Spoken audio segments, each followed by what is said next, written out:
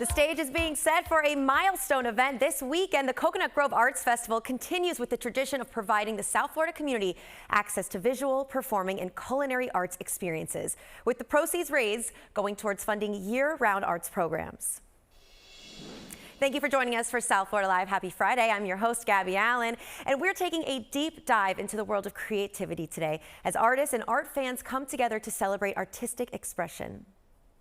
And this year is extra special as we celebrate the 60th anniversary of this President's Day weekend tradition. But this anniversary is a bittersweet see you later, as Monty Traynor, the president of Coconut Grove Arts Festival, steps down after 15 years at the helm. He tells us the impact the festival has had over the years.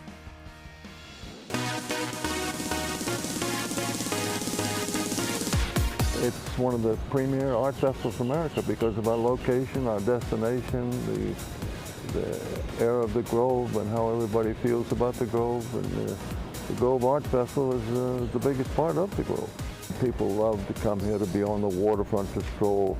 It's a family day at the Grove. I mean, they come in baby strollers every way in it, and everybody just absolutely loves being in Coconut Grove. You look at the art festival, you see our board members, you see what we're doing, you see what the Engage, our new location company, is doing for us and how they presented it. And it's really wonderful to watch it all come together, but it's also sad because I know there's how many years you're going to do this, and I'd like to do it forever, you know. It's just that, and this is a once in a lifetime that I'm going to retire, and I'm going to leave it, and it's with a heavy heart that I leave it, but I'm not going to really leave it. I'll still be around, and I'll do everything I can to make people more aware of what does go on in the festival and what an impact it has on a community, and how, you know, I don't want to get emotional, but it has an impact on me also to see what, how many people come together for this festival. It's amazing. And you got a lot of the people that come back, but you got so many newcomers that come all the time. Yeah. So if you can have an impact, that's what you look to. And hopefully I've been successful at making this all happen as far as myself, helping out, making a difference. That's what it's all about for me.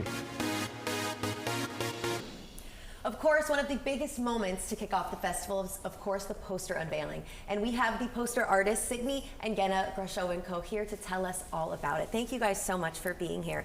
Now, I find it so interesting when couples are also able to be partners in their craft. So what is the dynamic for your process like between the two of you? Gosh, well, we've been married for 25 years this summer and painting together almost as long. So it's pretty seamless at this point, even though it didn't start that way. It was a little trickier in the beginning. Well, I imagine it can't be smooth sailing the whole time, right? True. To kind of work out some, ego issues, I guess, at first. So talk to me a little bit about your process. Do you guys kind of have a routine you go through, that you have one role and you have one responsibility, or kind of break down the way you guys go about creating your work? Yeah, so we start with actually building canvas itself, which is I do stretch, and first layer of paint usually on canvas is mine, and it's more than one. So I create sort of a kind of eccentric, colorful, abstract painting, and then I pass it on to Signe, and it's kind of like more like a relay. And then I paint like a figurative layer over the top of his painting. So it's, yeah, like you said, like a relay, one to the next. Music and lyrics. So yeah, very collaborative as well. Very collaborative. And so tell me, what has it been like for you guys to create the poster for the Coconut Grove Arts Festival? I mean, such an honor. I think our first major festival that we did was here at Coconut Grove in like 2005. So we've been here quite a few times, and we were so honored to be chosen to work with the image that included, the original Monty's signage, and to do something that was going to honor him and his legacy for the show. And being that our work is very mid-century based, we thought because of the 60th anniversary that it was going to be a good fit. Well, it's a very full circle moment too for you guys. For sure. And what do you hope viewers will take away from your artwork? I think our work is really about like community and connection and like the connections between people. So usually when people collect our work, they find some resonance there that it reminds them of a relationship in their life or within their family, or remembrances of like parents or grandparents. So we're hoping to make that sort of connection with people with our work. No, of course. I think when art touches you more than just with your eyes, then that's the most you can do, and such a beautiful thing as well. Well, thank you guys so much for your contributions to our community, to the art world, and everything else you guys have coming up. Thank you. Really appreciate it. Thank you. Our pleasure being here for sure. Thank you. We're introducing you to a photographer whose photographs are defying gravity. Miriam Tapia is at Peacock Park in Coconut Grove, where the festival will be taking place this weekend, and she's telling us all about it. Hey, Miriam. Hey, Gabby, that's right. You know, Evan Reinheimer is taking his photographs to new heights in a fun and creative way. He'll be one of the 280 artists that will be displaying their work all throughout the 3-day festival. Now, ahead of the festival, I had the chance to talk to Evan and get a personal look at how all of these awesome artwork get created.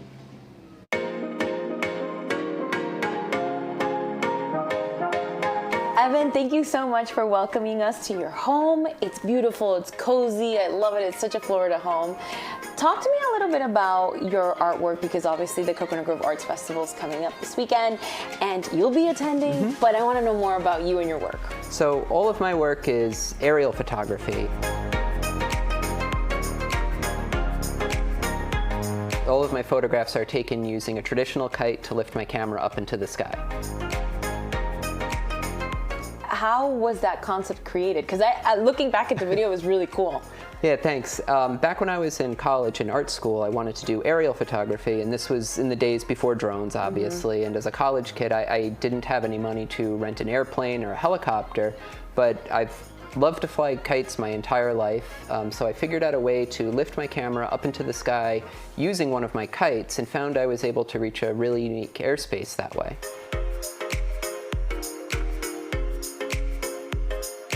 And was there any difficulty in putting that together? Because for me, I guess, I'd be like, wait, I don't even know how to tie the camera into the kite. Yeah, it was super tricky to figure out. It took me probably like a full year of practice and development to be able to lift the camera in a successful way and have it point to the direction I wanted and take a nice clear photograph and just really refine the whole process. And the kite obviously plays a huge important role in this too, right? It can't be like a flimsy kite. It has to be like a sturdy one. Yeah, the kites I use they're relatively simple but pretty large single line kites, and they're all designed for stability so that once they're up in the air, as long as the wind is consistent, they're nice and steady in the air so that the kite doesn't bounce around a lot, and then the camera just sits nice and gently hanging from the kite line.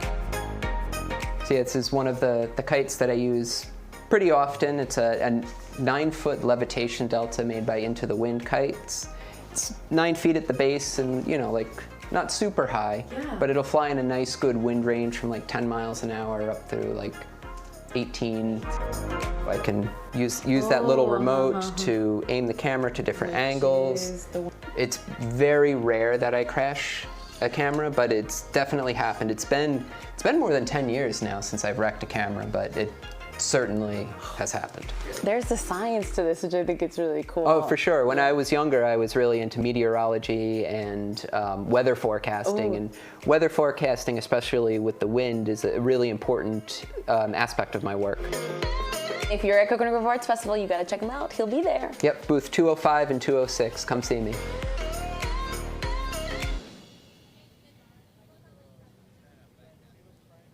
Isn't it cool? I mean, it's incredible, his work. Like he said, he'll be here this weekend. I'm gonna go see him. Maybe he'll play his, maybe he'll have his kite running around with the camera. Maybe I'm asking for too much, but it's incredible work. Go check him out if you're here at the festival. And later in the show, I'll bring a Cuban local artist who made this awesome artwork. It looks like photography, but in fact, it's a painting. So you'll have to stay tuned later in the show for Hernan Rodriguez. We're gonna talk to him about more about that. But for now, I'm in Coconut Grove. I'm Miriam Tapia, NBC6 News, South Florida Live. Gabby, back to you. Thanks, Miriam. Well, may the wind always be on his side. And there's still more to come on South Florida Live. When we come back, we're talking to an artist that's using her unique skills to create award-winning pieces of art. So you don't want to miss that and more right after the break.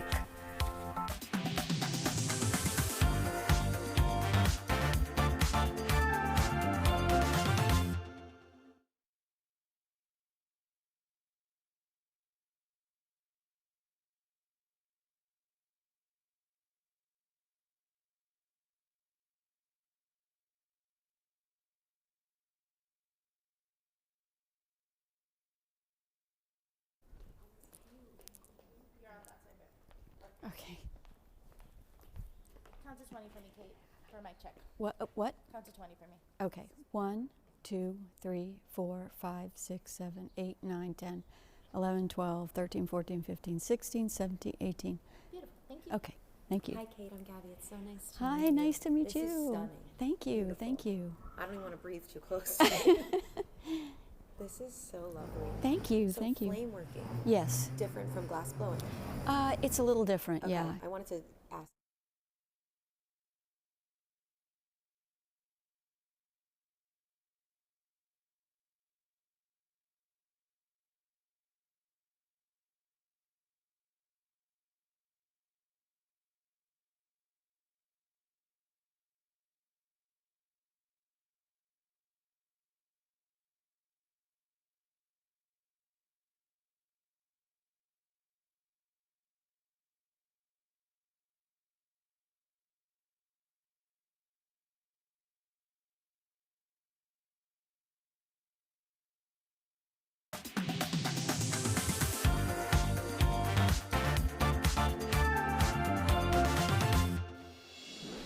Born right here in South Florida, Kate Rothra Fleming is a self-taught glass artist and jewelry designer using flame work to build remarkable pieces that you see right here. Kate, thank you so much for being here. So you tell me a little bit about what you've brought here today. Well, I have some necklaces, bracelets, earrings. I make all of these from scratch. This is, these are the rods of glass that I use. They come in different colors, and then I use a lot of special glass, which is called dichroic glass, to get some of these really iridescent parts.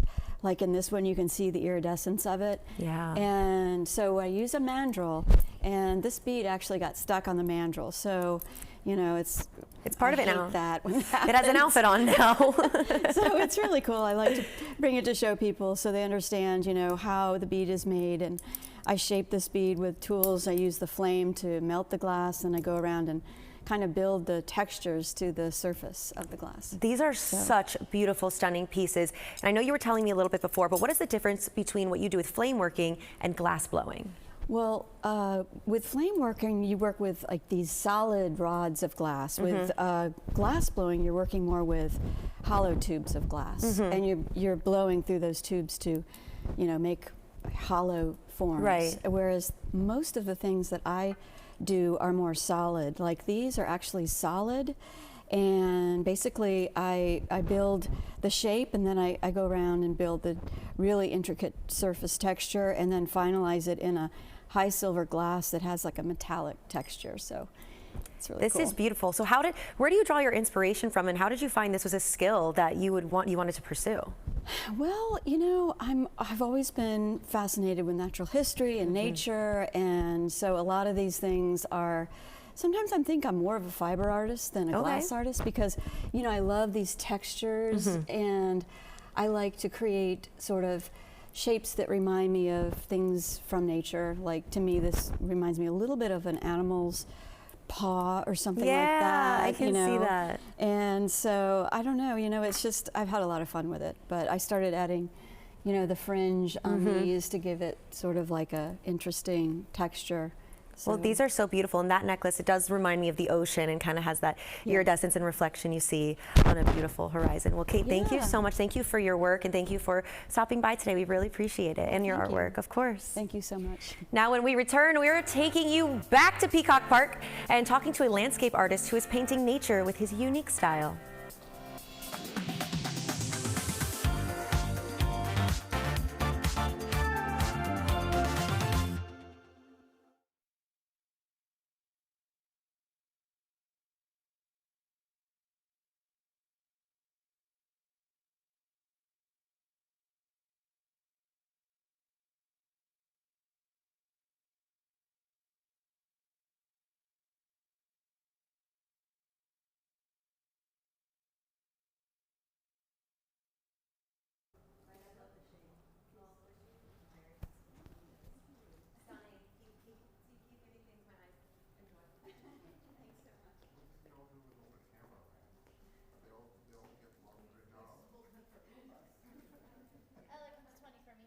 1, 2, 3, 4, 5, 6, 7, 8, 9, 10, 11, 12, 13, 14, 15, 16, 17, 18, 19, 20. Thank you. Great job. Thank you. That's all you have to do here today. You're just counting. Okay, bye.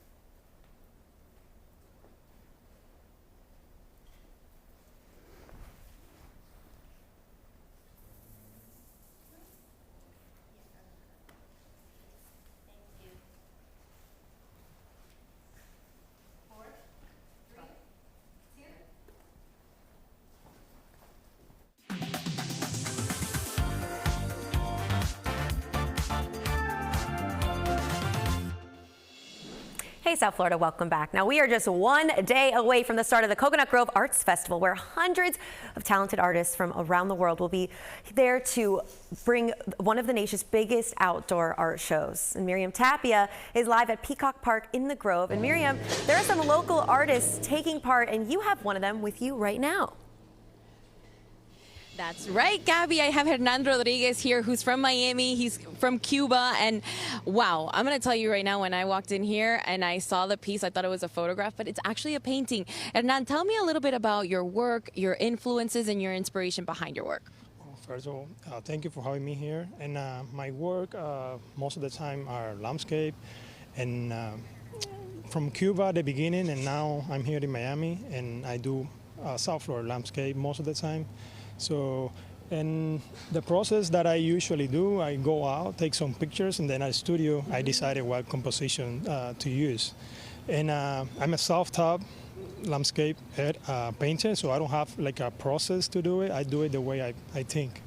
Wow, you have some talent, because if I try to paint this, it's like squiggly stick figures. I can't do that. You are talented, my friend. Now, talk to me a little bit about the artwork that we have here, because it's this Matheson Hammock Park, right? Right. Yeah. This is Matheson Hammocks. Like I mentioned before, I paint my surroundings, and I love Miami areas. And there are some places that look like this nowadays. So it's hard to find it, but you know, it's always nice to have something like this around us. Yeah, it's beautiful. I love it. And you what booth are you in? And I know that you have some artwork that also resembles Cuba, right? Because of your childhood. Yes, I have some paintings from Cuba, and you know, from Miami surroundings too. My booth is going to be 9/17, so I welcome everybody to visit. Yes, support local. And like he said, he'll be here throughout the 3-day festival. Go get your tickets, cgaf.com. $5 off if you get it online now. And of course, we'll be here. Me, myself, and my entire team of NBC6 and Telemundo 51 will be here. We'll want to greet the crowd, the community. It's going to be a fun time. So coming to you from Coconut Grove, I'm Miriam Tapia, South Florida Live. See you this weekend. Thanks, Miriam. Now, Ella Richards fled the USSR to New York and withdrew from Columbia Medical School to pursue a career as a working artist. Now, this talented scissor drawer is making waves across the country. Thank so, you. Scissor drawing. Scissor drawings. Very unique. How did you find your way into this craft? Well, I used to be a painter. I used to paint, and I felt like I had the skills, but it didn't come from my heart. It didn't come from my soul. And I wanted to do something different, but I wanted still to continue paint. So I decided to use my scissors as my paintbrush. So I experimented. I made a lot of mistakes. I had good pieces, bad pieces, but kind of just kept on going and just wanted to achieve what I wanted to do. And so that's what I do. I start with a drawing, which I transfer to the black paper, then I do the cut, and this is it. I have very simple tools: scissors, pencils, and paper. See, I think that's so amazing how you take simplicity and create such complex and beautiful pieces like you see right there. Where do you get your inspiration from before you start? Well, I live in New York City. It's kind of a theater of life. Yeah, and that's true. being observant. And it's actually, every single piece I create has a story. Yeah. And because art is about storytelling, it's about actually conversation with the world. And so pretty much every single piece comes from something I have experienced, I have seen, I have talked about, and so there is a story to every single piece I make. Is there a piece of your work that stands out to you the most? No, because when I create a piece, I'm in the process of developing a relationship with my piece. We have good days, we have bad days, with days when we get along and like everything. any relationship. Yes, There you go. yeah, like everything goes well. We have time when we give each other time out, and I tell like, I'm not going to see you today, I'm going to see you tomorrow. That's very healthy. Yes, and because I mean every single piece has a story, I get emotionally attached to a piece because it's kind of like I want to put emotions, either my emotions or a person who told me a story, into the piece. That is so beautiful. So it's hard for me to tell which one is my favorite, which one is not, and I spend a lot of time with my pieces. I'm a very slow worker, unfortunately. No, I think that's fortunate though. We were just saying how you don't get the cramping in your hand from using scissors because you take your time. Right. And that obviously comes through with your work, which is so authentic and such a beautiful. Thank you. What do you hope viewers will take away from your work? I want people to look and to relate and to open up, because art is an emotional outlet for a lot of people. It's very hard to express your emotions. And I mean, sometimes when people go through either the best or the worst emotions, they go into music, they look into poetry or art, because it's kind of, sometimes you cannot really tell what you feel, but looking at a piece of art or listening to a piece of music or reading a book, sometimes people just feel, this is what it is. This is what I'm feeling right now, and it's okay to feel it. It's So I think that art should stir emotions in people. Well, I think you just simplified the impact art has on humans altogether. Right. Thank you so much for your work, for your craft, and for being on the show today. Thank you so much for having me. Thank you. Thank you. When we get back, we are feasting our eyes on some tacos, bringing a little piece of Mexico City right here to Miami. So you're not going to miss that. Coming up right after the break.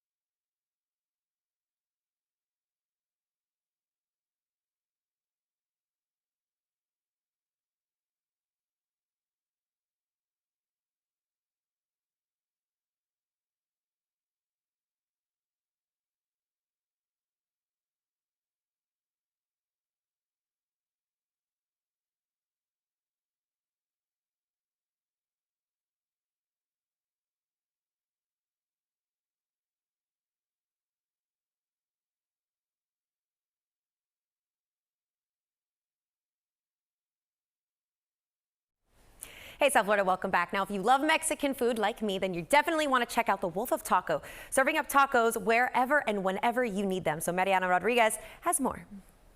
The best Mexico City tacos, anywhere, thanks to the Wolf of Tacos. Let me introduce you to Eduardo Lara. He's the founder and chef. This is amazing. You have become so popular in South Florida with your tacos. Thank you so much. Yeah, no, that's what I aim to do, to bring Mexico City to your home, to your events, anywhere you need. This started at your house. It started at my house during 2020 and COVID.